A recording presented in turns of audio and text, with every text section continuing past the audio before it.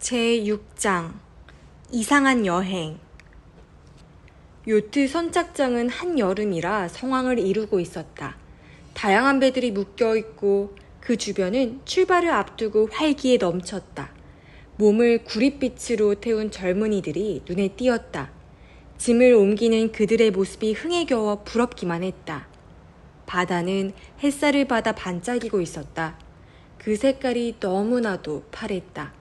우두커니 약속 장소에 서 있으려니 하루무라 시즈코가 마중을 나왔다. 날씨가 좋아서 다행이네요. 변함없이 미소를 짓고 있는 그녀는 짧은 반바지에 탱크톱을 입고 있어서 평소 이미지와 많이 달라 보였다.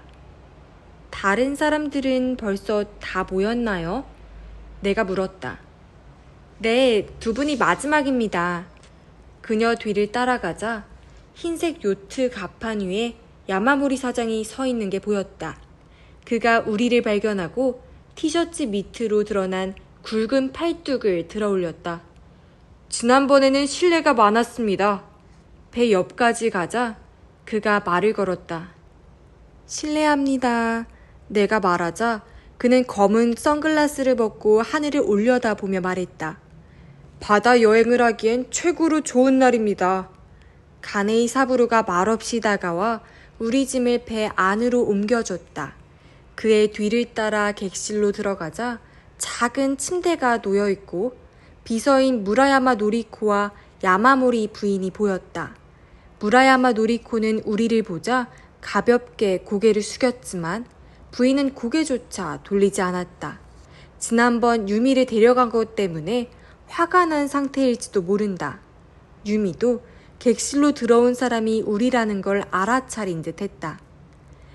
객실은 선미에도 있습니다. 가네이 사부로가 그렇게 말하고 좁은 통로를 지나갔기 때문에 우리도 그 뒤를 따랐다. 통로 중간에 화장실과 욕실까지 갖추어져 있는 걸 보고 조금 놀랐다. 뒤쪽 객실에도 먼저 온 손님이 있었다. 젊은 남자였다. 나는 금세 그의 얼굴을 기억해냈다. 다케모토 씨도 함께 가시는 거예요? 내가 말을 걸었다. 다케모토 마사이코가 잡지를 읽다 말고 고개를 들었다. 아니, 그가 반가운 표정을 지으며 말을 이었다. 지난번에는 여러모로 신세를 졌습니다.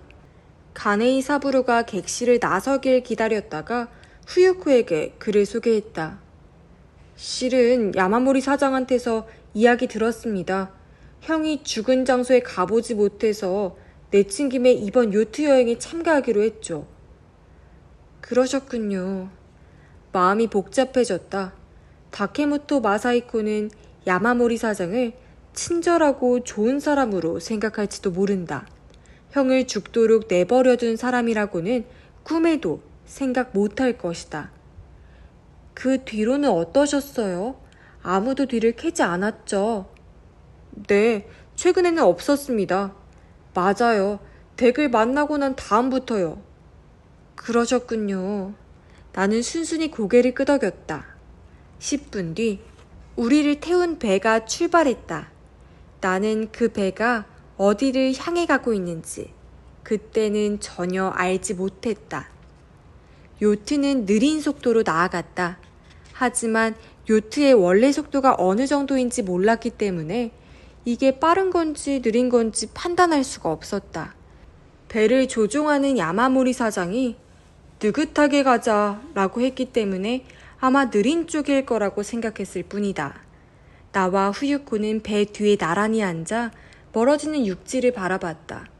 넓은 바다에서 보니 바다와 하늘의 색이 육지에 번진 것처럼 보였다. 처음 야마모리 스포츠 플라자에 갔을 때 야마모리 사장을 만나기 전 수영장에 갔었지. 후유코에게만 들릴 정도로 말했다. 그랬지? 그때 귀중품을 프런트에 맡겼었잖아. 응. 분명히 1시간은 좋게 수영을 한 것 같은데. 응, 그랬지. 후유코는 내가 왜 이런 이야기를 꺼내는지 모를 것이다. 1시간 정도면 핸드백에서 내 방 열쇠를 꺼내 근처 열쇠 가게에서 하나를 더 만들기에 충분하겠지. 그게 불가능하다면 틀이라도 떠놓을 순 있을 거야. 그렇겠지? 그래, 맞아. 나는 빙긋이 웃었다. 이런저런 구실을 붙여 우리를 수영장으로 가게 했던 건 열쇠가 필요했기 때문이야. 어젯밤에 그 생각이 났어. 이제 와서는 소용없는 일이지만 확실히 뒤늦은 이야기였다. 더 이상 쓸모가 없어져 내가 돌려받았으니 말이다. 그 말은 우리가 야마모리 사장을 만나려고 했을 때 그들이 이미 우리 의도를 알고 있었다는 이야기네. 후유코가 말했다. 정확히 말하면 우리보다 더 우리의 의도를 잘 알고 있었다고 해야겠지. 우리는 상자 안에 뭐가 들었는지 몰랐지만 그들은 알고 있었으니까. 왜 알고 있었다고 생각하는 거야? 내가 곧바로 되받았다. 당연하지. 니자토 미유키가 알려줬기 때문이야. 그 여자는 가와지의 방에서 해난 사고에 대해 쓴 글을 빼내는 임무를 맡았지만 뜻대로 되지 않자 곧바로 야마모리 사장에게 연락했을 거야. 물론 다음날 손에 넣긴 했지만 우리가 야마모리 사장을 찾아가자 열쇠를 복사해 몰래 들어가자는 계획을 세운 거지. 실제로 우리 집에 들어온 건 사카가미 유타카일 거야. 노인으로 변장하고 상황을 살피러 왔잖아. 그들도 나름대로 필사적이었군. 그런 것 같아. 필사적이었을지는 모르나 함부로 남의 방에 들어오다니. 그것도 신발을 신은 채 말이다. 야마모리 사장의 발자국을 지우기 위해 얼마나 고생을 했는지 모른다. 어쨌든 후유코가 생각났다는 듯 말했다. 이번 여행의 목적이 뭘까? 사람들을 잔뜩 모아서 사건 해결과 관련된 것 같진 않은데. 그래, 확실히 그게 이상해. 나는 조타실 쪽으로 시선을 옮겼다. 야마모리 사장 옆에서 부인과 유미가 대화를 나누고 있었다. 유미는 눈으로 바다를 보지는 못하지만 그 이상의 무언가를 몸으로 느끼고 있는 듯 했다. 갑자기 서늘한 한기가 느껴졌다. 출발 몇 시간 뒤 배는 작년에 일어난 사고 현장 부근에 도착했다. 야마모리 사장이 그 사실을 알려줬기 때문에 모두 갑판에 모였다. 저곳이 우리가 도착했던 섬입니다. 야마모리 사장이 가리키는 쪽을 보니 사람이 쪼그리고 앉은 것처럼 보이는 섬이 외롭게 떠 있었다. 이 위치에서 다른 섬은 보이지 않았다. 아무것도 없는 바다에 섬 하나만 덩그러니 솟아있는 모습이 이상한 풍경을 자아냈다. 그 섬은 마치 어딘가에서 흘러와 잠시 쉬고 있는 것처럼 보였다. 모두가 말없이 물끄러미 무인도를 바라보았다. 1년 전 저 섬에 도착해 목숨을 구한 사람도, 물론 그러지 못해 죽은 다케모토 유키히로의 동생도 나름대로 벅차오르는 감정이 있을 게 분명했다. 형은 처음으로 입을 연 것은 다케모토 마사히코였다.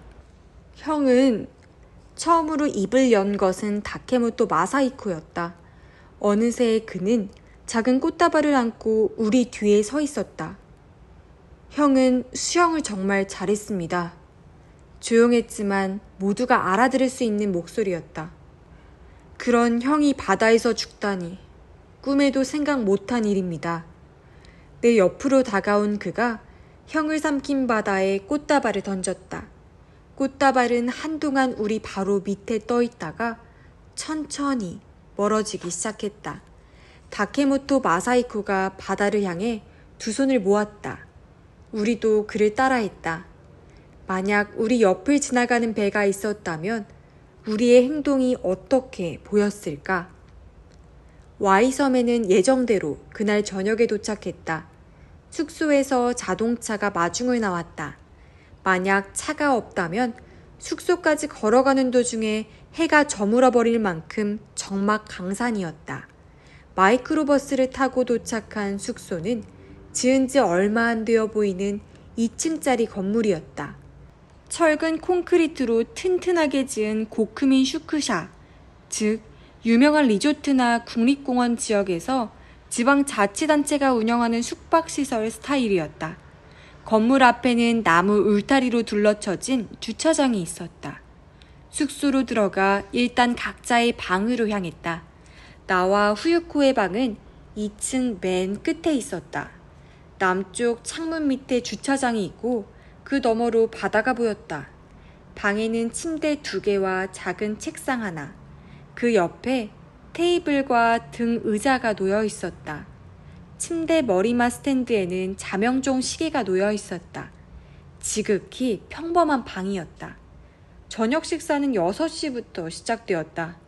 분위기가 착 가라앉은 만찬이었는데 서로 모르는 사람들끼리니 이상할 것도 없었다. 야마모리 다쿠야는 자기 아내와 딸을 상대로 낚시나 요트에 대해 이야기했고, 비서인 무라야마 노리코도 잠자코 그의 말에 귀를 기울이고 있었다. 가네이 사부로와 하루무라 시즈코는 마치 이 호텔의 종업원이라도 되는 것처럼 분주히 움직였다. 이 2사람이 연인 사이라는 말이 새삼 떠올랐다. 당연한 일이겠지만 다케모토 마사히코는 입을 굳게 다물고 있었다. 무뚝뚝한 성격은 아닌데 특별히 누구하고 대화할 마음이 없는 듯 테이블 위에 놓인 생선회로만 손을 뻗었다. 야마모리 사장이 말을 걸기도 했지만 이야기는 길게 이어지지 않았다. 식사가 끝나자 모두 옆방에 있는 홀로 자리를 옮겼다. 홀에는 게임기와 당구대가 놓여 있었다. 제일 먼저 당구대로 다가간 것은 다케모토 마사히코였다. 그는 익숙한 손놀림으로 큐대 끝에 초크를 칠하고 능숙하게 흰 공을 쳤다. 흰 공은 벽을 3번 맞춘 다음 빨간 공에 명중했다. 우와, 누군가가 감탄사를 내뱉었다. 저도 좀 가르쳐 주세요. 무라야마 노리코가 그에게 다가가며 말했다. 저야 좋죠. 그는 말하며 또 다른 큐대를 그녀에게 건넸다. 둘이 사구 당구의 룰에 대해 이야기를 나누는데 야마모리 사장이 작고 까무잡잡한 남자와 함께 나타났다. 남자는 이곳의 주인이었다. 유스케! 야마모리 사장이 조금 큰 소리로 불렀다. 유스케는 사장의 동생인 이시쿠라의 이름이다. 그는 가네이 사부로 시즈코와 함께 막 다트를 시작하려던 참이었다. 오른손에는 벌써 노란색 화살을 들고 있었다. 같이 하지 않을래? 야마모리 사장은 2손에 마작 패를 들고 있었다. 갑자기 이시쿠라의 눈빛이 변했다. 멤버는 다 갖춰졌어요? 그가 기대에 가득 찬 목소리로 물었다. 너만 들어오면 돼. 야마모리 사장이 대답했다.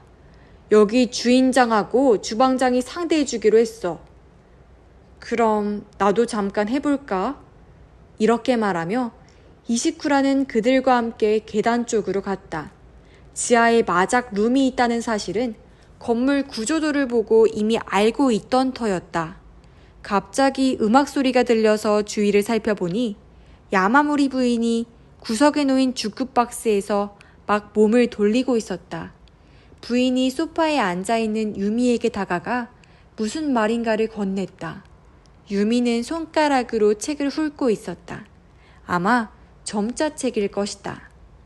우리는 가네이 사부로와 하루무라 시즈코가 다트 게임을 하는 옆에서 구식 핀볼 게임을 하며 놀았다. 스위치 움직임이 둔해서 좋은 점수를 내기가 어려웠다. 그래도 후유코는 게임을 한 번 더 할 수 있는 점수가 나올 때까지 붙잡고 늘어졌다. 대단한 집념이다. 게임을 몇 번 하다가 도무지 후유코를 이길 수 없을 것 같아서 포기하고 먼저 방으로 가기로 했다. 후유코는 어떻게든 높은 점수를 내고야 말겠다며 계속 스위치를 눌러댔다. 2층으로 올라가다 계단 중간쯤에서 걸음을 멈추고 아래층을 내려다보았다. 당구를 치는 사람, 다트를 하는 사람, 핀볼 게임에 열중인 사람, 음악을 듣는 사람, 점자책을 읽는 사람, 그리고 마작판을 둘러싸고 있을 사람. 이들이 그날 밤에 숙박객들이었다. 방으로 돌아왔을 때 침대 맡에 놓인 시계는 정확히 8시를 가리키고 있었다. 나는 먼저 샤워를 하기로 했다.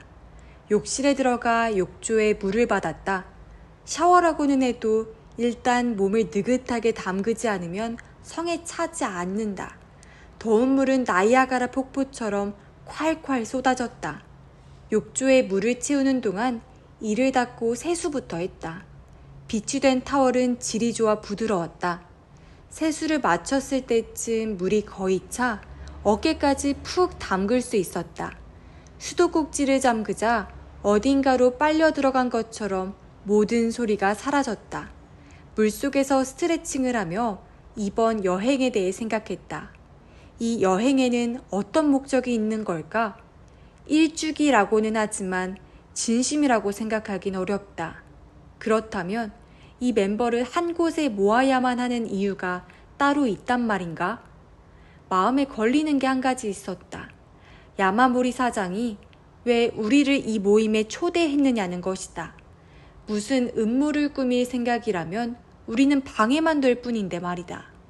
아무리 생각해도 실마리가 잡히지 않았다. 욕조에 물을 빼고 일어섰다. 그리고 샤워기를 틀고 머리를 감기 시작했다.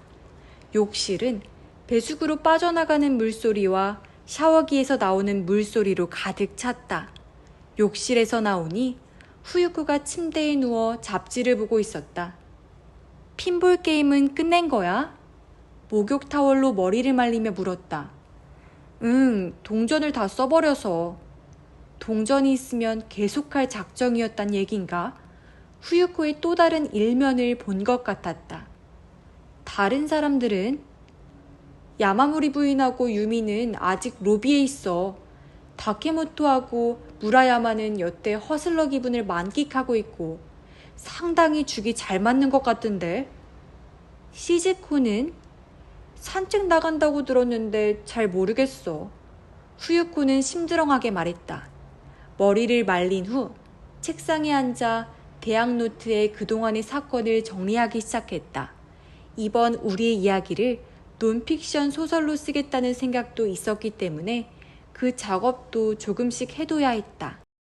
무심코 시계를 보니 8시 45분을 가리키고 있었다. 내가 일을 하는 사이 후유코는 샤워를 했다. 의문부호만 가득한 노트에 적잖이 질려있던 차에 후유코가 욕실에서 나왔다. 꽉 막힌 것 같네. 내 생각을 꿰뚫어 보듯 후유코가 말했다. 조금 걸리는 게 있어. 내가 말했다. 여러 상황을 종합해보면 범인은 다케모토 유키히로의 애인이고 그 여자는 아마 후루사와 야스코일 거야. 그리고 필시 야마모리 일행도 이 사실을 알고 있는 게 분명해. 하지만 이상하게도 그들이 후루사와를 찾고 있다는 흔적이 없어. 그 대신 다케모토 마사이코를 의심하고 그의 신변을 조사했어. 마치 후루사와 야스코가 범인이 아니라고 생각하는 것처럼. 후루사와 야스코를 찾지 않았다고 단정할 순 없지. 냉장고에서 주스병 2개를 꺼내 컵에 따르면서 후유코가 말했다.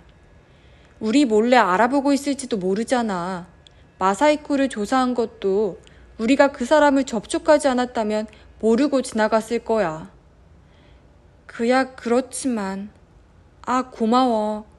후유코가 책상 위에 오렌지 주스를 놓고 말했다. 어쨌든 상황을 지켜보는 수밖에 없어. 이 여행만 해도 야마모리 사장의 의도가 뭔지 전혀 모르고 있으니. 나는 고개를 끄덕였다. 후유코도 나와 같은 생각을 하고 있었던 모양이다. 나는 그 뒤로 한동안 책상 앞에 앉아 있었다. 그런데 창밖을 보던 후유코가 갑자기 짧고 낮게 외쳤다. 어머, 왜 그래? 아니, 별로 대단한 건 아니지만 누군가 밖으로 나왔어. 시즈코 아닐까? 시즈코? 나도 몸을 뻗어 창밖을 봤다. 하지만 가로등이 없는 데다 키 큰 나무들이 우거져 있어서 잘 보이질 않았다. 이런 시간에 뭘 하려는 거지? 벌써 9시 40분인데. 그 말을 듣고 시계를 보니 과연 그랬다. 산책하려나 보지. 가네이 씨하고 같이 아니었어? 그런가? 혼자였던 것 같은데. 후유코는 여전히 창밖을 보면서 고개를 갸웃했다. 그로부터 얼마 뒤 나는 침대에 누웠다. 아침 일찍 일어나서 그런지 낮 동안의 피로가 몰려와 우리는 연신 하품을 해대기 시작했다. 8시에 아침 식사한다고 했으니까 알림을 7시에 맞춰줘. 후유코의 말대로 나는 옆에 놓인 자명종 시계 알람을 7시에 맞췄다. 그때가 정확히 10시였다.